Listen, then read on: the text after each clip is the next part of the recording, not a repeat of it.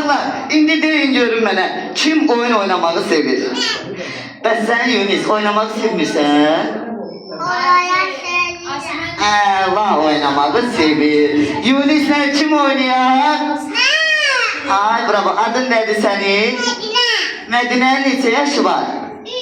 Medine böyüyəndə kim olacaq? Polis. Aha. Polis.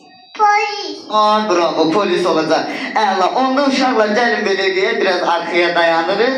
Yunis mənim yanıma gəlir. Yunis'lə yarışma keçirdəcəm. Yunis'lə kim yarışacaq? Medine yarışacaq. Gəl yanıma.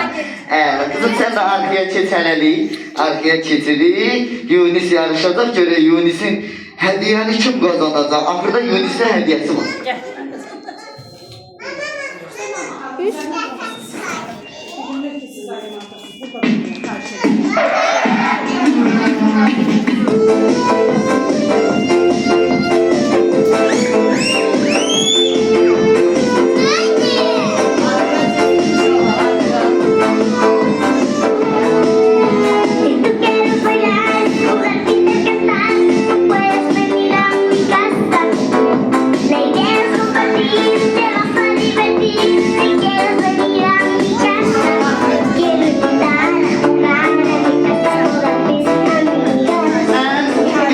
Sayram, kim tez yığsa galipdir. Yaxşı Yunis, bilirsən necə yığmaq lazımdır. Qoy göstərim sənə, mənə bax.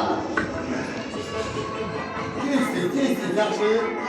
Bir baxın. Biz bir yerine yapacağız. Onda 1, 2, 3, getdi.